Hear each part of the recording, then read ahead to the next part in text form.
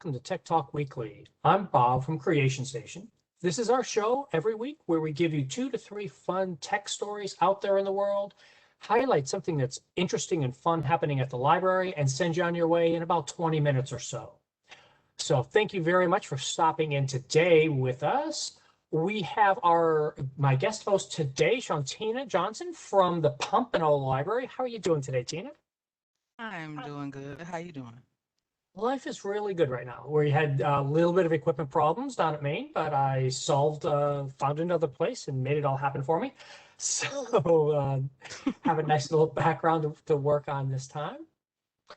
What is going on? You look like you're in one of the rooms there at Pompano. Yes, I'm upstairs. Excellent. Nice to see that room getting used then, huh? I am going to jump right in for us today, and I'm going to let me share out my browser here for our where is my Chrome browser to share? Come on now, peoples. Sorry about that. Well, you know what? There we go. There it is. Okay, so, and our first story today, yeah, I know we're recording. It's okay. There we go. Thank you very much. Our first story today is all about Mars, because there's been a couple of really cool things. How much have you been following with all the Mars and Ingenuity stuff that's been going on, Tina? Not really, to be honest. Haven't really followed it like that. You should see we've been plugging it so much here on the show these last couple weeks, especially since it landed.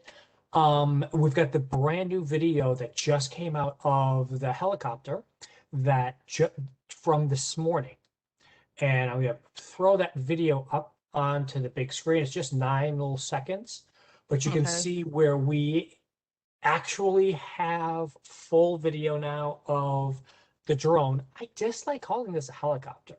To me, helicopters mean you have somebody inside, you know? That if you're gonna call it a helicopter, I want to go riding it. This is more like the drones that we have, You right? just watching something fly. Yeah. So, Yeah. but I mean, that to be said, it's like an extremely cool thing to have this happening like this. Um, and one of the secrets that NASA did was they hit a little piece, about a postage stamp size piece, of the Wright brothers flyer. The original one that flew a Kitty Hawk is glued to the bottom of that thing so that it flew again out there on Mars. And I just thought that was a really great tribute that they pulled out for that kind of stuff. Do you think that they are I feel like in the near future, they are going to try to make Mars a place to live. And it might I just be for, like the space station and people that are already, out there and doing the flying. mhm. That may be a place to where they can stay and station.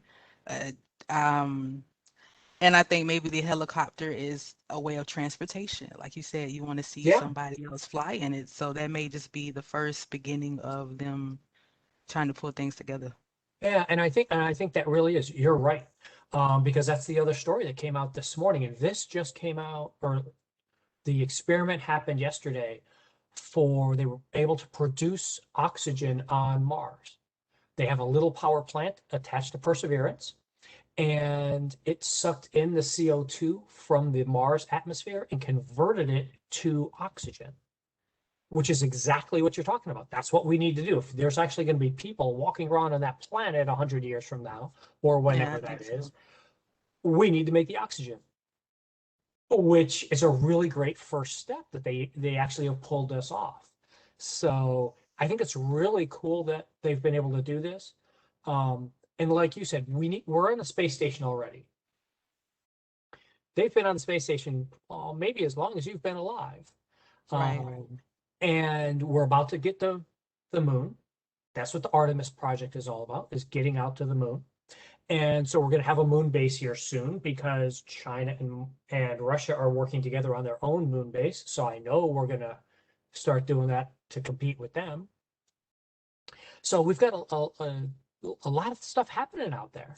I mean, it's going to be hope across our fingers. Hopefully, before too long, we'll have that moon. At least a couple of people walking around on the moon as a moon base out there. And SpaceX is the company that's going to do it. Just before dawn tomorrow morning, SpaceX is launching up to the space station again. Normally, we don't talk a lot about things that are going to happen on this show, but this is kind of important because it's not only going to be the first time that a crew capsule has been reused to get up into space since the space shuttle, but also the rocket that's launching it is going to be reused also. And isn't SpaceX was the private spaceflight company, like Yeah, the first yeah. one? Yep, they're the first one out there launching to the space station, and they're the first ones to build a reusable stuff like this. They just won the contract from NASA for the Artemis project to get us to the moon. So yeah, it's really interesting out there to see how far we've pushed this space stuff all of a sudden. And it's like it all of a sudden has started to like really gain momentum, where we went Yes, it is. years where it was like, okay, we're going to pay Russia for this, or we're going to do these things. And now all of a sudden in the last 24 months or so, it's just like bing, bing, bing, bing, bing, everything's happening. Of course, it's not quite like that because as Mars missions launched 2, 3 years ago to get it there right now, it just so happens that all the stuff's ending up now at the same time. But it's a lot We of might fun. be taking flights from Earth to Mars as field trips and stuff later on in the future. I would do a field trip to the moon tomorrow. You just let me on that thing and I'll go tomorrow. I'll go to the moon tomorrow. Mars, maybe not so much, but the moon, couple days out, couple days back. I've got lots of Yeah, and it's vacation time. closer. It's much closer too. Yeah. The moon is closer. Yeah. You got enough vacation time for me? And I got some I vacation don't time for know. It depends on how long it's gonna take you. 3 days. 3 days there, 3 days back. Take 2 weeks off. Come on back. Where'd you go for vacation? Nothing. We just hung out. But changing away from our space theme for the week, there was one other story that I thought was really interesting that came out this week on would you run away from a T-Rex? Of course. And well, that's the whole thing. Well, you see it in the movies where it's chasing down the Jeep or they're chasing down people and eating them and everything like that. And it turns out they're wrong. So all those things have all been wrong. There's this brand new simulation now that shows exactly how T-Rex used to walk. We're going to see if it's going to load the video for me. Now, of course, it's not going to the second time I come back. But it will, so what they discovered was the weight of the tail and how that tail, I've got a picture of it. There we go. Okay. Um, it's the weight of that tail and how it goes back and forth and up and down keeps the weight. And here we go. We can see that video showing now where it only walks at about a 3 mile per hour pace. Now, it's pretty big. It's got a long stride, but they've figured out that walking is down around 2 to 3 miles an hour and running is the 3 to 4. Humans on average walk 2.5 miles an hour. Just your casual actual stroll if you're walking around the library. So you could actually outwalk a T-Rex. But you know what? If you see one coming, would you actually walk? No, I'm running. No, I'm with you. I'm running. I'm gonna book it. Right. Like, but you know what? I was thinking with the steps though, it's still easier to get closer, even if it might be walking so slow. It still can Oh get yeah. close to you in no time. And these things are big. So yeah, I might need to take like, 10 or 15 steps to their 2 steps. So yeah, Right. I'm with you. We're running. Yeah. It's an interesting thing to contemplate there. And it's nice that they've been able to figure all this out from a couple of different fossils that they have. They have the full skeletons that they've been able to work on and see how the ligaments attach and everything. and then fossilized footprints that they have found elsewhere in the world to know exactly how long a stride is for them and stuff. So it's been really interesting.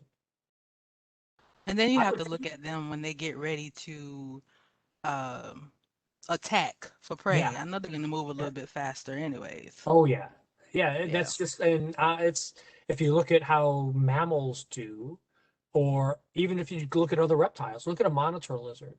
You know, they just sit there and do nothing. Alligators, they sit there and do nothing, and then all of a sudden, wham, they're there on That's top it.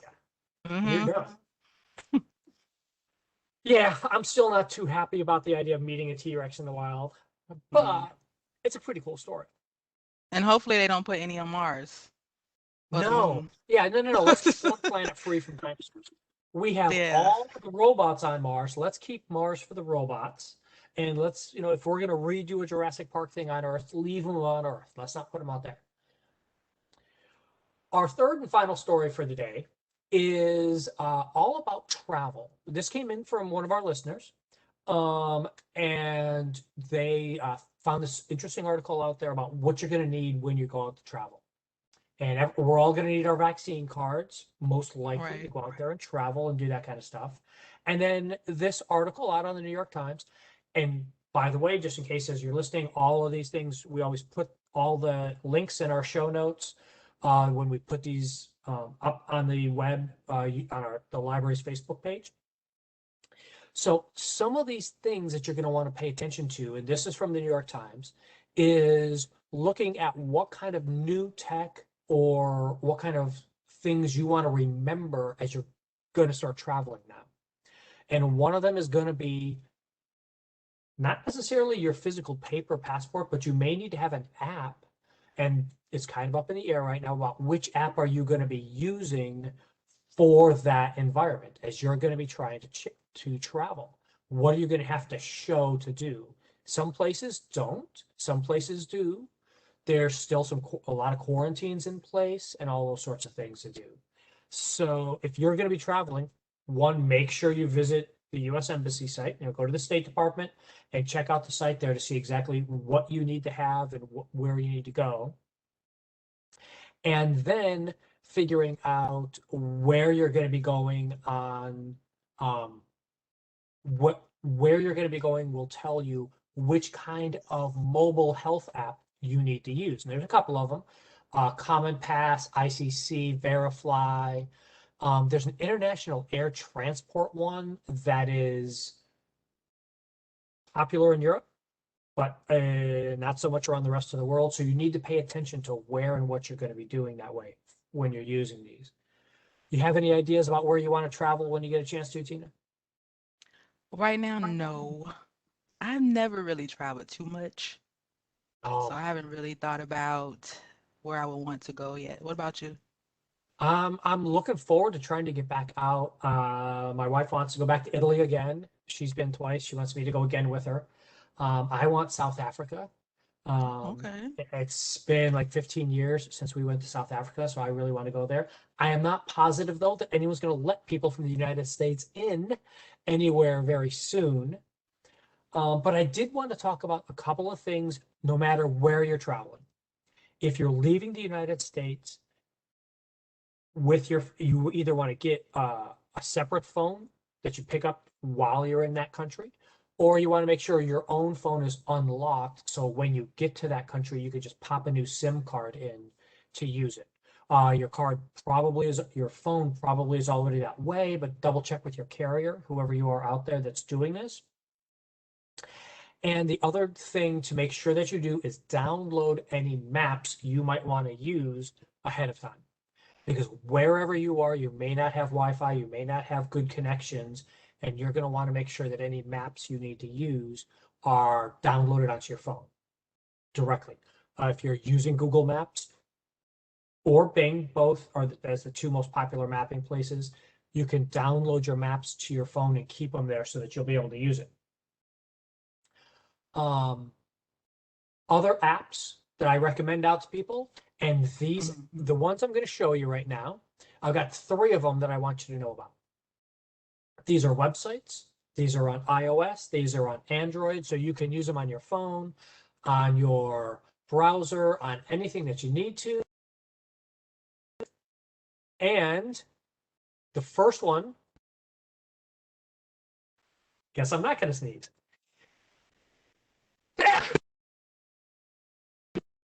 See, there we go. Just as I was about to unpause it again. Okay, so Flight Aware, flightaware.com, and that's where you get the app also, is an amazing real-time tracker for all air flights all around the world. I use this whether I'm flying internationally, whether I'm flying just around the United States. You can see right here, here's their current map of all of the planes that are in the air right now flying around. This was a really interesting to look at the height of the pandemic when there were no airplanes out there and you could just see one or two of them on a map. Now you can see there's a lot more out there. But one of the nice things about this, when you have it on your phone or whatever, you type in the address, the tail number of the plane that you're supposed to be flying or that you're trying to pay attention to, and it will zero in on that one for you and show you exactly how slow it is, where it's coming to, everything like that. And it'll even tell you where your destinations are and all that kind of stuff. So this is a great app to have if you're doing any kind of airfare, air travel, or anything like that. Now, does that work? Does that work while you're flying? Yes, if you pay for if you have the Wi-Fi while you're up there on the plane, you could use that on the plane too. Yeah. Okay. I use it usually when I'm sitting at the airport. When my wife's flown away to some place and I'm sitting there waiting for her to come back. I just had to pick up about a month ago, my sister and brother-in-law went up to Alaska. And so I was sitting at the airport here at Fort Lauderdale and I had this up and running, just waiting to see where their plane was. And once it landed, then I knew, okay, great, now I can text them and find out what baggage carousel they're at, stuff like that. So this is definitely something anyone out there as a piece of travel tech, this is the thing to have. The other one that I think everybody should be using, and it's free, is called TripIt. This is an app, again, that you can use on iOS, on Android, or use their website. And this doesn't necessarily involve flights. This involves everything you do with travel. So if you're going to do hotels and rental cars as you're driving because you don't want to fly right now, all you do is you sign up for TripIt, get a free account, and then forward those confirmation emails to your TripIt account. It's just once it knows where it's coming from, and it automatically fills out your whole itinerary for you. So you can have your hotel reservation, your rental car reservation. If you've got concert tickets, if you've got whatever things you're going to be doing, you can fill them all out on TripIt and have it sent there and have it all laid out. And it's all free. If you send your flight stuff to them and you pay for the app, there's a yearly subscription. They will actually warn you if your flight's about to be canceled so that you can go call the airline to get your flight changed before it's actually canceled. So you're not stuck in that long line of people trying to redo a flight. Or you can even do it on the app for some airlines. I had a Delta flight a couple of years ago that got canceled, and TripIt just gave me an alternative flight and said, do you want to book this one for free? And I was like, yes, thank you very much. I was like, this is amazing. And then one other app that I want everybody to know about and use is Google Translate. Of course, you can go to translate.google.com. What was that? Familiar with that one. Yeah. So you can use Google Translate on your phone, iOS or Android, or on the web or anything to do all of your translating for you while you are traveling. This made me look like a genius when we were in Thailand because I could just hold up my phone, scan the sign, and it would spit it right back out to me in English and show me exactly what that sign said in English. And all the locals were amazed about what we were doing.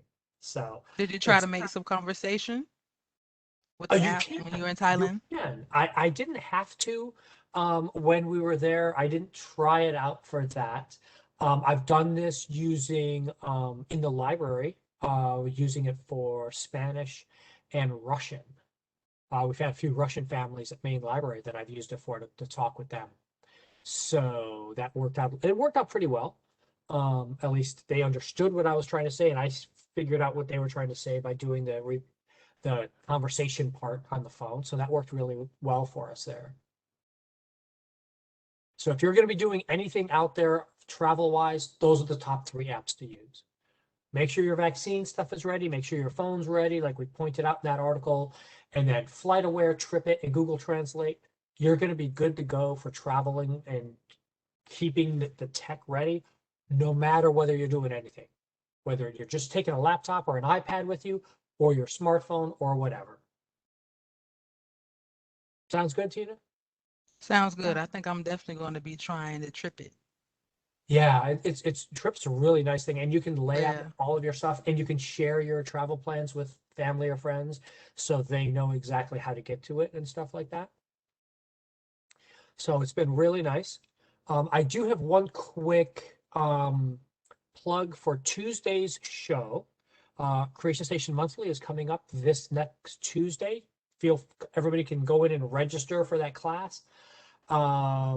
Creation Station Monthly is our one where we get 2 creative people to talk about whatever they're being creative in their field.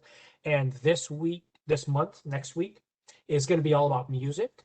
We Okay. have a local person who's in a Beatles band, who's local here in South Florida, and we're going to be talking with another artist out in Seattle, and get their take on how it's been to be a musician during the pandemic and stuff. So that's a fun one to do.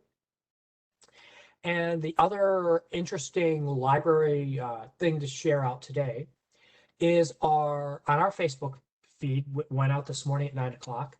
Yesterday evening, we did an AI and ethics class. We did a little lecture talk where we had Chloe Kata, who works in the AI field and works in designing. And we had a nice little hour-long talk about ethics and AI. So if you get a chance, go find us out there on the Facebook feed, and those are out there for you. Let me stop that sharing there and get you up there. So Tina, tell us about what's going on out of Pompano right now. What's happening out there? Well, right now, I've worked on building a book holder for the read-alongs for the youth service department because Nice. they don't stay up straight. They're always moving around. So this kind of helps them stay up. So Mm-hmm. that's what that kind of makes it look more neat and together in that section. And So this is nice. what That's it so looks using the like. technology that we've got at the libraries to pull this off. Yes. Yeah. And you Yes. guys have been doing all those takeaways too, and you've got all the stuff for summer learning. I'm certain you guys have piles of stuff starting to build up there now. Yes. It's going to be fun. And so, in case anybody, local people here, Pompano has a creation station out there. You can come in and do your 3D printing.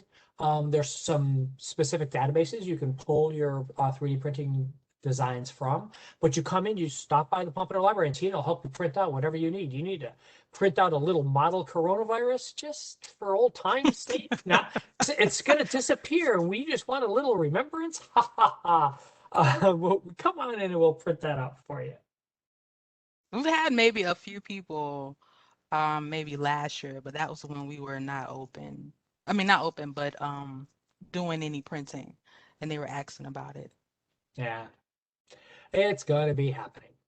Well, thank you so much, Tina, for joining us this week. Let me throw up our ending slide here.